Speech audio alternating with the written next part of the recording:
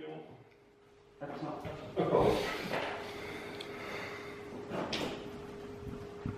Nathalie Cazu, Pascal Cognat, Bernadette Dagonet a donné procuration à Hélène Mercier, Corinne Ludieu a donné procuration à Olivier Dumas, Présent. Thierry Duval, Oui. Nelly Duvernet a donné procuration à Pierre Bouillon, Carole Fauvette, Oui. Marie-Ange Pavel, Oui. Virgile Fraisse, Oui. David Garros, Présent. Pierre Gobet a donné procuration à Marie-Ange Pavel, Jean-Sébastien, je vais y arriver, est en retard, puisqu'il est coincé sur l'autoroute, là pour l'instant, avec le problème de circulation. Et là, Pierre Liagre a donné procuration à Virginie Fraisse. Anthony Maufroy a donné procuration à Philippe Pro, Hélène Mercier. Présent. Christiane Mison a donné procuration à Nathalie Cazu. Anne-Marie Perret a donné procuration à Pascal Cognat. Philippe Pro, présent. Marielle Thomas. Oui. Pierre Bouillon. Présent. Nicolas Zilinski a donné procuration à Marielle Thomas. Et moi-même. Je vous fais passer ma feuille de présence.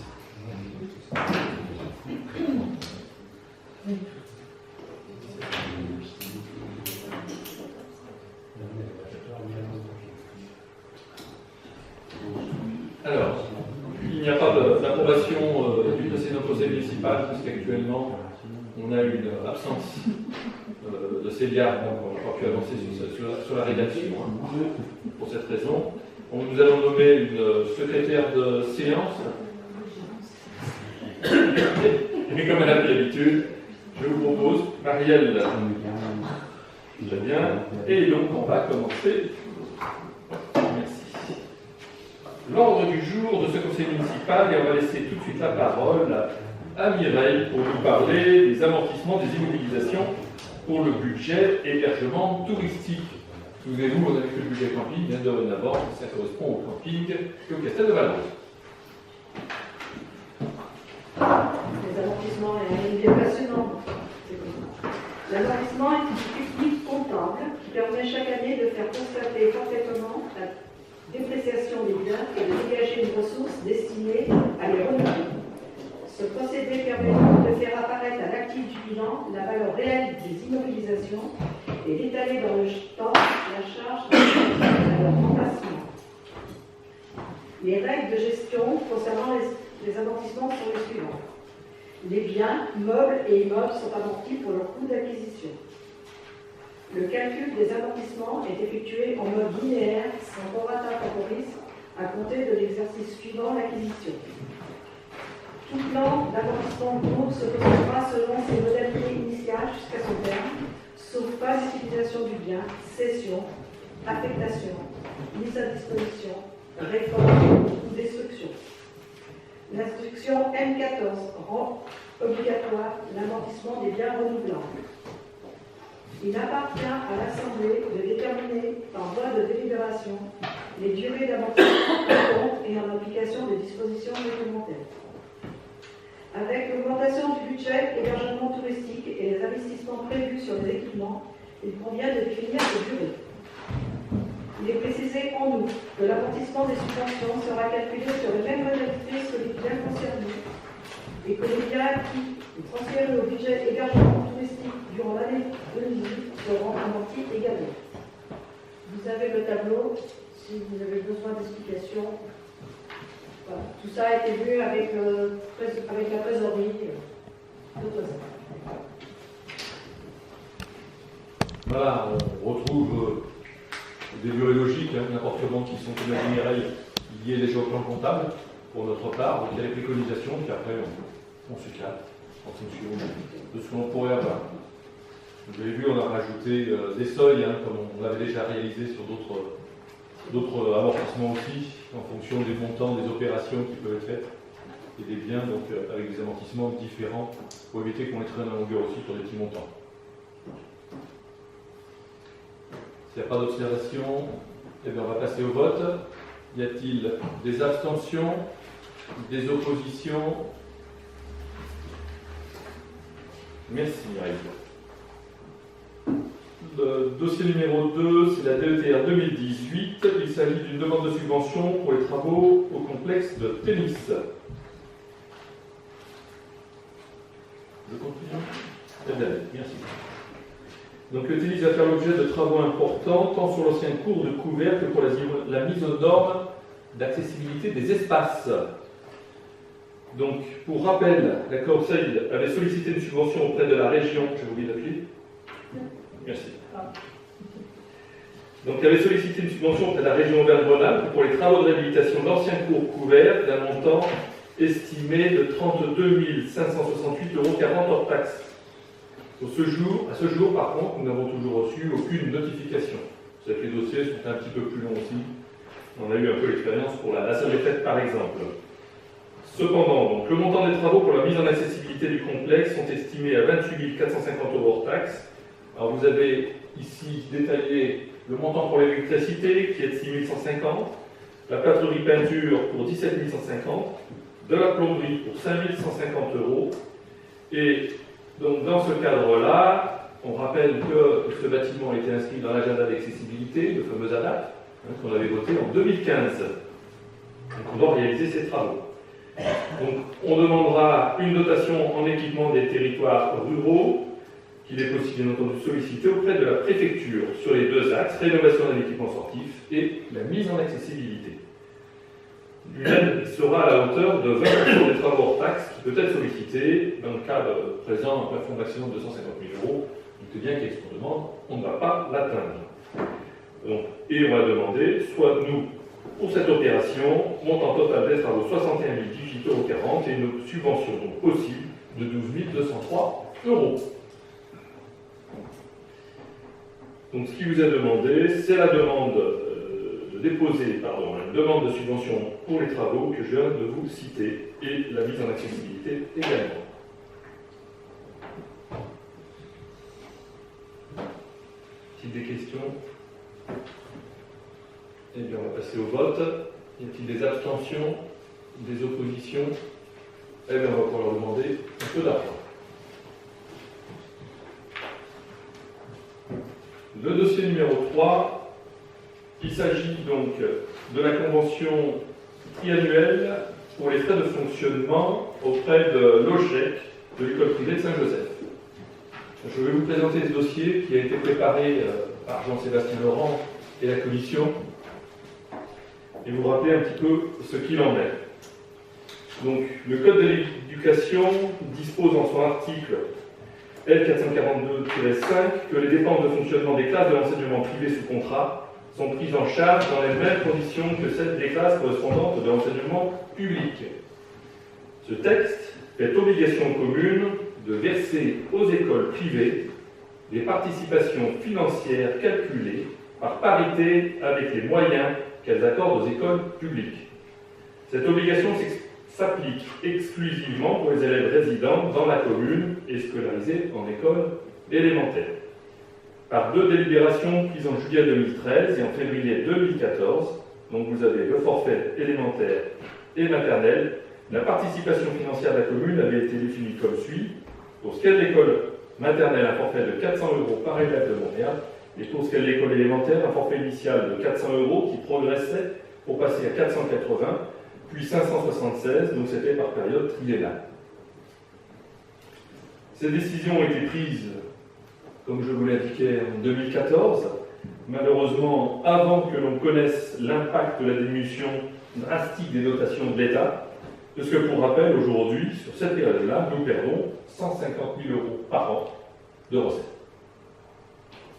D'autre part, ces montants ne correspondent pas au coût d'un élève scolarisé en école publique, tel que défini par la loi. Parce que pour l'école élémentaire, aujourd'hui, on est un petit peu en dessous de 300 € en coût de revient pour un enfant d'école élémentaire. Alors, vous voyez que dans cet article, dans cette délibération qui avait été prise, il y avait une évolution qui était faite pour l'école élémentaire et pas pour l'école maternelle. Alors qu'on est près du prix concernant l'école élémentaire et à l'inverse, on est loin du prix d'une scolarisation pour un enfant d'école maternelle. Alors c'est un long travail qui a été entrepris, je le disais tout à l'heure, par la commission scolaire et les représentants d'associations pour redéfinir les modalités de participation de la commune. Les élus et les représentants de l'OGEC ont dû appréhender les enjeux de ce dossier qui se synthétise de la façon suivante. Définition d'un cadre financier pérenne ne déséquilibrant pas les finances de l'OGEC. C'est très important aussi, puisqu'ils nous ont présenté toute une prospective financière pour montrer que sans cette subvention de la collectivité, ça mettait en difficulté financière l'OGEC. La détermination d'un forfait en adéquation avec les dépenses réelles de la commune pour les élèves du public en s'approchant au maximum des dispositions de la circulaire que vous avez du 15 février 2012. Pour atteindre ces objectifs, rendus complexes par les décisions antérieures, la Commission propose les éléments suivants. Maintien d'un forfait pour les élèves de l'école maternelle avec une augmentation permettant de se rapprocher du coût réel, soit un montant de 750 € par élève, et non plus 400. Et une réduction du forfait pour les élèves de l'école élémentaire pour les mêmes raisons, pour se rapprocher du coût de l'autre côté, mais à baisse, à 300. C'est ce que je vous ai dit, à quelque chose près, on est légèrement au-dessus. Ces propositions de la Commission entraînent une prévision des dépenses globales de la commune, alors de l'ordre de 35 700 € sur le budget principal 2018, avec les effectifs déclarés en 2017 par le GEC. Pour rappel, on versait 30 800 €. Si on reprend la précédente délibération, effectif pareil, constant, si on avait appliqué la précédente délibération, on serait environ à 34 000. Il y avait une autre évolution qui était prévue. Donc, on va dire qu'on a coupé un petit peu entre les deux. On n'est pas à la demande de ce qu'a effectué le GEC, qui demandait plus. Il y avait quelques points que nous avons discutés également. Alors j'avoue qu'ils sont déçus, qu'on n'ait pas donné autant, parce qu'ils étaient plus près de 39 000 € sur leur demande, que les 35 700 qui est proposé de l'autre côté. Ceci dit, il y a une augmentation qui est faite aussi en ce sens-là. On n'est pas resté sous la demande de l'OGEC pour les mettre en difficulté. Et c'était une volonté, je pense, d'arriver et de faire évoluer les choses. Il y a des éléments et des pistes de travail qui ont été évoqués aussi avec eux, de maintien des dépenses aussi, puisque la collectivité, et ça a été entendu lors des groupes de travail, a fait beaucoup d'efforts pour réduire ses dépenses de fonctionnement, donc ou les contenir, et on demande également aux établissements partenaires de contenir aussi leurs dépenses au maximum. Voilà, donc quelques pistes, après ça leur appartiendra de voir si ces pistes qui leur sont suggérées sont entendables ou pas entendables, mais au moins c'est d'essayer de trouver cette solution.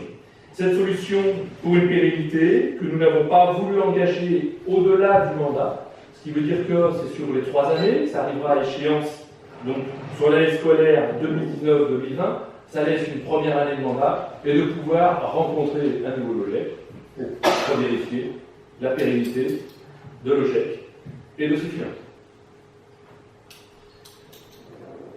Donc, ce qui est proposé, c'est d'abroger les délibérations antérieures pour prendre celle-ci et bien entendu pouvoir signer la convention tribunale avec l'école.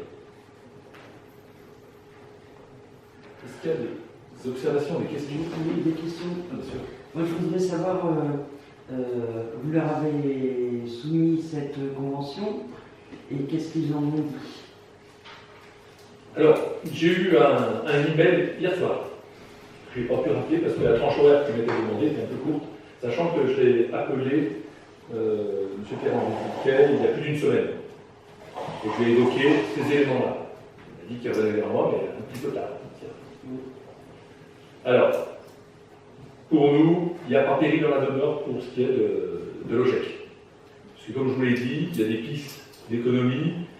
Il y avait des endroits comme par exemple les frais pédagogiques qui étaient en augmentation annuelle de 10%. Si on se cantonne à une augmentation du coût de la vie de 1,2%, vous voyez que dans cette prospective-là, il y avait cette évolution qui puisse être travaillée. Et ce qui fait qu'avec le coup de pouce, malgré tout, qui est donné par rapport à ce qu'étaient les années précédentes, ça devrait bien fonctionner. Il y a plus d'élèves en maternelle ou en élémentaire? Il y a plus d'élèves aujourd'hui en élémentaire, ils ont plus de classes en élémentaire qu'en maternelle. J'ai vu dernièrement qu'ils faisaient des appels aux dons parce qu'ils ont des réflexions, notamment de cours à faire. Oui. Ça, c'est de l'investissement. Oui. Et ils n'ont pas fait appel à la mairie pour demander une aide. Pas droit. Attention. Non. C'est formellement interdit de donner une aide en dehors de ce contrat qui est ici sur de l'investissement. D'accord. Je le rappelle. C'est pour ça qu'on est dans le fonctionnement et qu'on rembourse sur le dehors de fonctionnement que nous avons de notre côté. Pas l'investissement. Pour cette raison que et la course, c'est de l'investissement, c'est pas du fonctionnement. Comme au même titre, quand ils ont refait la chaudière. On ne peut pas aider au niveau de l'investissement. Vous avez demandé une participation. Pour l'emprunt qu'ils avaient fait pour la chaudière de mémoire. Tout à fait. Nous avait demandé d'être garant pour l'emprunt de la chaudière, sachant que le propriétaire, d'ailleurs, n'est pas non plus, appelle le propriétaire des bâtiments. Ni le, pas le GEC, c'est pas le GEC, le propriétaire des bâtiments.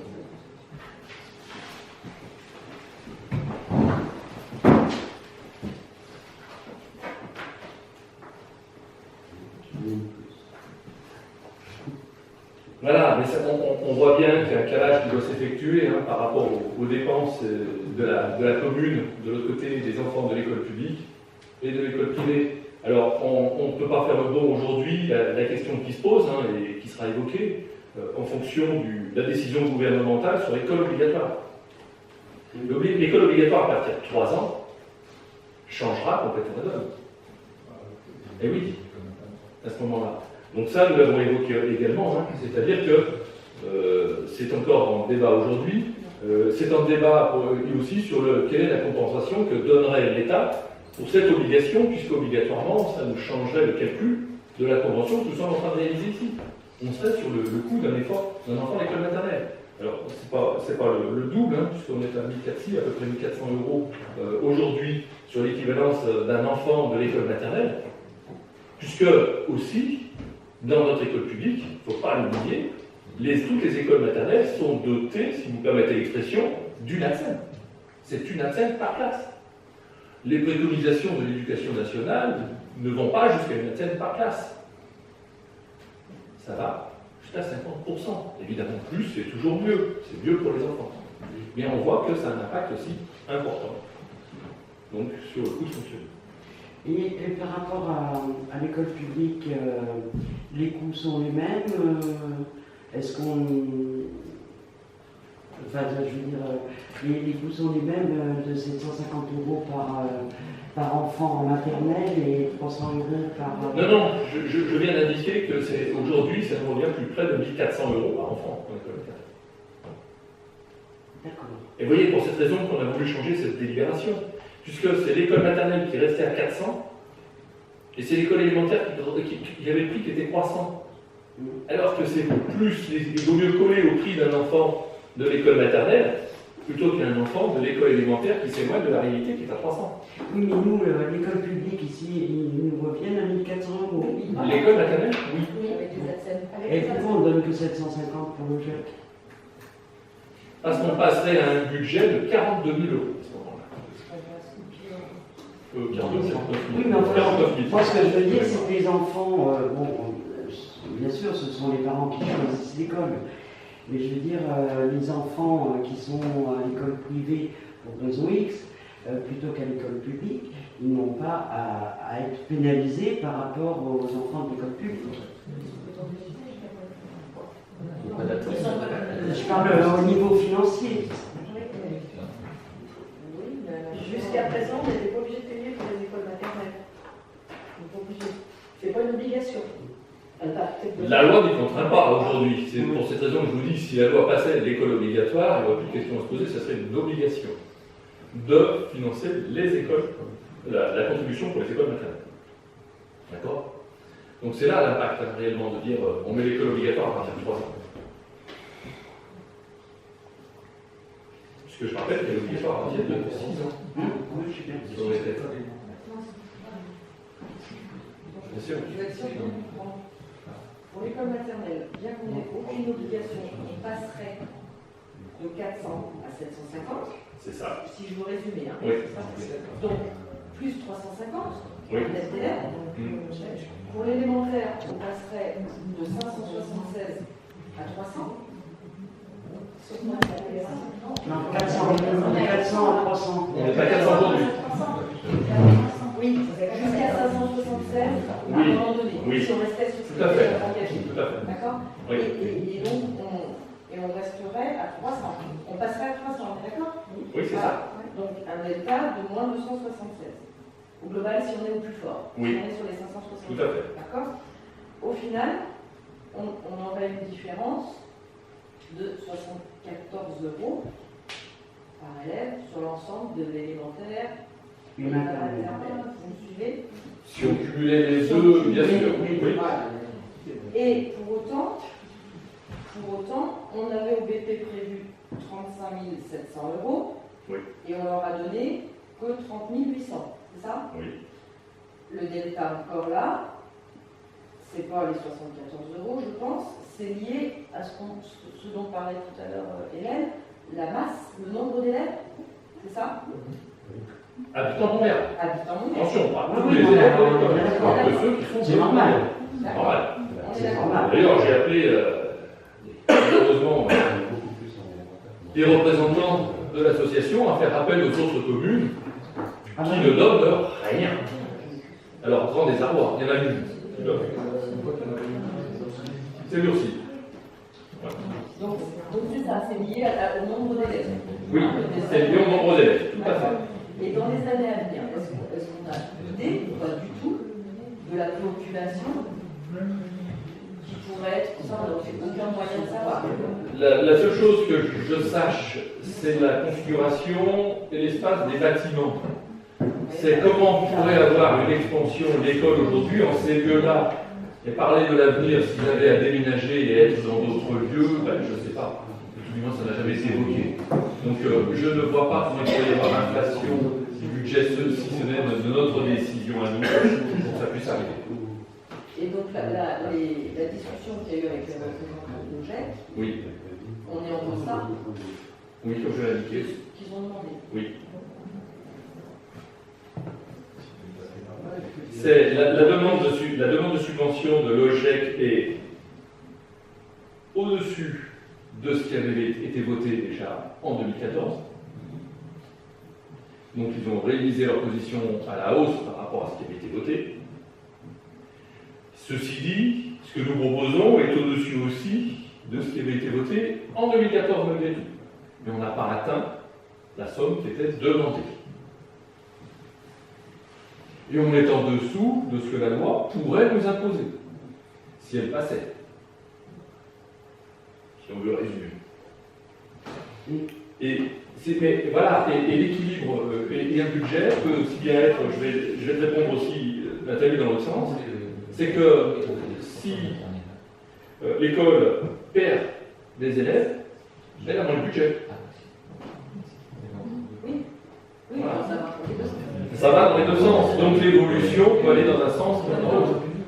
Et théoriquement, voilà, soit on les récupère dans le public, mais ceux qu'on a dans le public, puisque c'est la somme qu'on verse de l'autre côté, quoi qu'il en soit, on les a. Alors aujourd'hui, je veux dire, on les a, si on avait encore plus, accueillir plus d'enfants dans l'école maternelle, ça revient qui plus est, plus cher à la collectivité aujourd'hui, puisqu'on donne moins à l'école privée. Parce qu'on donne 750, alors que s'ils viennent dans nos classes de l'autre côté, on en dépense 1400. Oui, alors justement, pourquoi à ce moment-là, 750 pour les élèves de maternelle et pas laisser 400 pour les élèves de l'élémentaire? Au moins, ils ne perdraient pas sur les élèves d'élémentaire. Qu'est-ce que ça représenterait comme différence au niveau de coût? Alors, je vais reprendre ce qu'a pris le sens et la discussion qu'il y a eu à la commission. C'est on se rapproche des coûts de dépenses et de la loi, c'est-à-dire qui dit combien on a en coût école élémentaire, combien on a en coût école maternelle. Oui, mais on sait très bien, nous, ce que ça coûte au niveau du public. Donc, on pourrait se baser un petit peu par rapport à ce qu'on a à l'école publique. Mais Plutôt justement, en école élémentaire, c'est la moyenne nationale n'est pas forcément. En école élémentaire, On était à 287 exactement. 287 € par élève. On dit à 300. Et vous dites qu'il faut arrondir à 400. Non, mais ils avaient 400. Pourquoi ne pas mettre ce 400 pour les élèves élémentaires? Je vais pas me répéter, hein, mais Sachant qu'en public, ça nous coûte plus cher. Mais non, ça coûte moins cher, les mesures. Donc on donne déjà plus, c'est déjà bien. il y a quelle école On a maternelle parlé on donne de moins cher? 400 tout à l'heure. Non, 280 en public. 280. Mais ça, c'est la moyenne nationale. Non, c'est notre école à nous. C'est l'élémentaire 287. 1400, c'est ça nous revient, c'est ce qu'on facture. Je parle que de mon maire national. Ah oui, d'accord, moi je crois que c'était basé sur des moyennes nationales. C'est exactement Ça, ça qu'on facture à Boursier. Non, c'est ce qu'on facture, voilà, c'est ce qu'on a en cours à Montmerle. Je ne parle pas d'une autre école ailleurs. C'est de Montmerle et on ne rembourse qu'en fonction du coût que l'on a de notre collectivité. La moyenne nationale, ça nous importe peu, entre guillemets. Vous avez des zones d'éducation prioritaire d'un côté, vous avez des. C'est plus le nom aujourd'hui, c'est toujours à peu près le même. Ça change tellement. Mais avec des classes qui sont séparées en deux, avec d'autres éléments, qui aujourd'hui, on n'a pas les mêmes éléments. C'est ce qu'on vous parle là, selon nos comptes administratifs de la commune de Montmerle. Mais moi, ce qui est regrettable aussi, c'est qu'il n'y ait que la commune de Montmerle qui participe.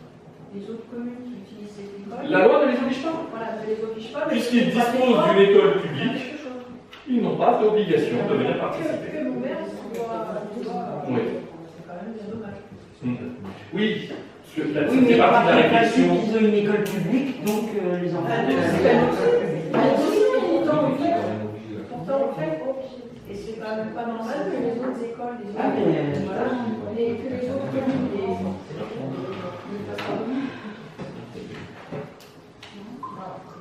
Oui, parce que cet argent, finalement, est dans un pot commun. Mais sur d'autres que par Et si la élève. école publique, ça leur coûterait. Voilà. Ça profite à tous les enfants de l'école, même si on a fait un calcul que par rapport aux enfants de Montmerle. Et ça, évidemment, on ne peut pas demander non plus en plus que les enfants aient une disparité entre eux au sein d'une même école. Imaginez bien, ça serait un peu compliqué. Et alors, très bien. Est-ce qu'il y a d'autres questions? Bien, on va passer au vote. Y a-t-il des abstentions? 2 abstentions. Oui, mais abstention.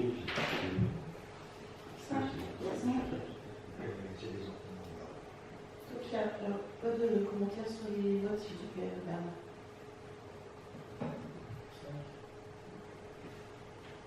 Sans pouvoir rien. Je propose. Je ne sais pas ce Donc, qu'elle en pense, donc je. Non, mais voilà, je vous pose la question, c'est les temps qu'on a du Juger pour elle. D'accord. Y a-t-il des oppositions? On ne peut pas voter. Même si il y a une population aussi, quoi.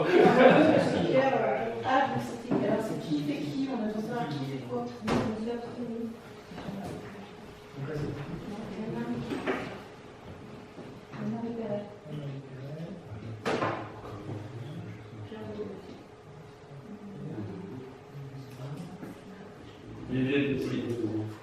Sans procuration. Alors, on ne sait pas ce qu'elle déciderait donc.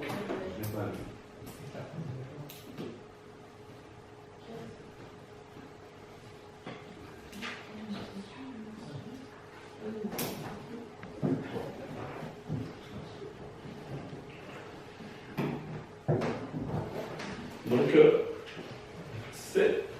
Moi j'avais une procuration. Ah ben oui, le reste par défaut, il faut. J'avais une procuration. D'accord, oui. Alors, par défaut, le reste, on est pour. C'est bon? Donc c'est adopté. Pour la salle des fêtes, donc le dossier numéro 4, il s'agit de l'approbation du règlement intérieur. Vous n'êtes pas sans savoir donc que nous avons fait les travaux de réhabilitation de la salle des fêtes qui, quelle confusion j'emploie, devront, plus être dans le futur que dans le conditionnel, pour Philippe, cher Bernard, se terminer avant la reprise de septembre.